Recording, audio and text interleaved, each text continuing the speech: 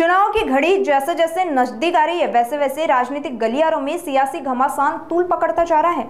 ऐसे में अब भाजपा विधायक प्रताप अड़सर ने विपक्ष के आरोपों पर पलटवार करते हुए कहा है कि मतदाता यादी में दो नाम और बड़े पैमाने पर घोटाले का आरोप लगाने के बावजूद जब लोकसभा चुनाव हुए थे तब महाविकास आघाड़ी ने विरोध क्यों नहीं किया।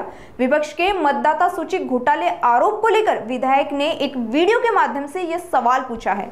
आइए देखते हैं इस वीडियो की सविस्तर झलक और सुनते हैं आखिर क्या कहना है अड़सर का। पहिली गोष्ट तर ती स्वायत्त संस्था आहे। आपल्याला मैदान वर्षानुवर्ष ही संस्था काम करून राहिली आणि ह्या दुबारचा जो विषय आहे काही आजचा नाही आहे।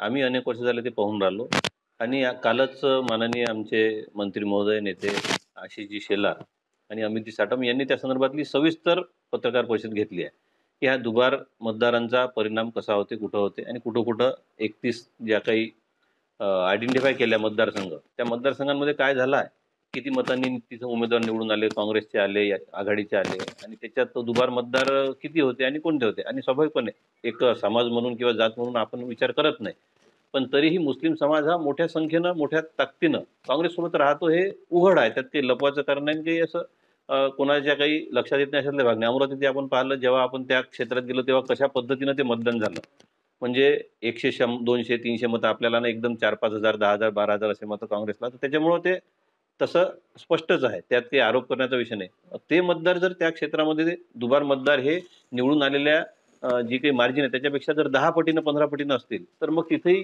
काय झालं हेही उत्तर त्यांना काँग्रेसला द्यावं लागेल। सगळ्यात महत्त्वाचा विषय आहे की मतदार यादी जेव्हा होतात तेव्हा त्याचं प्रारूप मतदार यादी लागते, त्याच्यावर ऑब्जेक्शन घेण्याची प्रक्रिया आहे, त्याच्या सुनावण्या होतात। ह्या सगळ्या प्रक्रियेमध्ये काँग्रेसचे जे काही बूथप्रमुख वगैरे ते अत्यंत निष्क्रिय असतात, काँग्रेसचे नेते अत्यंत निष्क्रिय असतात। आजपर्यंत त्यांचं फावलं, कारण ते स्वातंत्र्य लढ्यात आम्हीच सगळं केलं असं लोकांना भासवत आले। त्यांच्या मोठ्या मोठ्या नेत्यांच्या नावावर त्यांनी मतदान घेतलं, लोकांच्याही मनात एक प्रेम होतं, त्यामुळे ते सातत्याने निवडून येत गेले। त्यामुळे त्यांना या क्षेत्रात काम करण्याची गरज भासली नाही। पण आमचे जे बूथप्रमुख, आमचे सगळे जे लोक आहे, कार्यकर्ते आहेत, ते मतदार यादीवरही वर्षानुवर्ष काम करून राहिले। आता तर प्रिंटचा जमाना आहे, मी स्वतः लहान असतानापासून पाहून राहिलो की जेव्हा मतदार याद्या यायच्या तेव्हा त्या जेव्हा खाली बूथवर द्यायच्या असायच्या तेव्हा आम्ही हाताने लिहित होतो, म्हणजे हातानं एका यादीचे 4-4 भाग करून हातानं लिहिलेल्या याद्या कार्बननं टाकलेल्या त्या देत होतो। तर एवढं काम भाजपनं या क्षेत्रात केलेलं आहे, त्याच्यामुळे आम्हाला त्याची अडचण नाही आहे। पण यांचे लोक त्या यादीवर कामच करत नाही, त्याच्यामुळे प्रॉब्लेम आहे। आता माझ्याच मतदारसंघातलं उदाहरण देतो, चांदूर रेल्वे नगर परिषदचं उदाहरण आहे। तिथं थोडा घोळ झाल्यामुळं ऑब्जेक्शन घेतलं, त्यात सुनावण्या झाल्या, परंतु ते समाधान नाही झालं म्हणून आमचेच माजी नगराध्यक्ष आहे बच्चूभाऊ वानरे, ते उपोषणाला बसले होते। त्यांचं उपोषण कालच सोडवण्यात आलं। म्हणजे काही हे ठरवून होते, आम्हालाही अडचणीच्या गोष्टी अनेक ठिकाणी होऊन राहिल्या, आमची लोक ऑब्जेक्शन घेतात।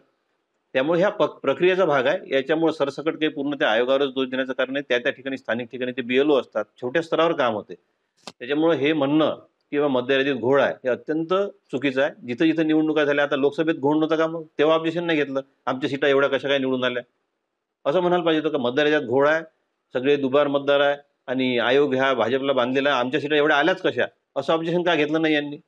पण जिथं निवडणुकीमध्ये ते निवडून येतात तिथं त्यांना काही अडचण वाटत नाही, पण जिथं पराभव होतो त्यांच्या निष्क्रियतेमुळं, त्यांनी आजपर्यंत केलेल्या भ्रष्टाचारामुळं, अत्यंत सुमार कामगिरीमुळं आजपर्यंत देशाची जी अवस्था होती 14 पर्यंत ही अत्यंत वाईट होती जागतिक स्तरावर। 14 नंतर अत्यंत चांगली प्रतिमा उभारली आहे, संपूर्ण जगामध्ये आपल्या देशाचं नाव घेतलं जाते, कुठल्या याच्यात आपल्याला कन्सेंट घेतला जातो, विचारलं जाते। तर हे सगळं आज आपण पाहून राहिलो आणि त्याच्यामुळे लोक, जनता भाजपच्या पाठीशी आहे। आमचं नेतृत्व आहे, नरेंद्रजी मोदी आहे, राज्यात देवेंद्रजी आहे, एवढ्या चांगल्या पद्धतीनं सगळे काम करून राहिले आणि त्याच्यामुळं लोक आमच्या पाठीशी आहेत आणि आमचा विजय सातत्यानं होऊन राहिला। आता यांच्याकडे सांगण्यासारखं काही नाही, यांनी केलेले चुकीचे कामं, चुकीचे धोरणं, याच्यामुळे लोक यांच्या पाठीशी यायला तयार नाही। त्याच्यामुळे नेरेटिव्ह चुकीचा पसरवण्याचं काम हे करून राहिले, जसं मागच्या लोकसभेत केलं। संविधान बदलणार आहे, संविधानही बदललं नाही, काहीच झालं नाही, उलट संविधानाचा आदर आम्हीच जास्त करतो हे लोकांना दिसलं, त्याच्यामुळे त्यांनी तो नाकारला। आता तो चालत नाही म्हणून दुसरा नेरेटिव्ह तयार करणे, लोकांचा आपल्या ज्या संवैधानिक संस्था आहे त्याच्यावरून विश्वास कसा उडेल यासाठी आंतरराष्ट्रीय स्तरावर जी देशविघातक लोक आहेत त्यांच्याशी सामील होऊन सरळ सरळ हे करतात, असा माझा आरोप आहे।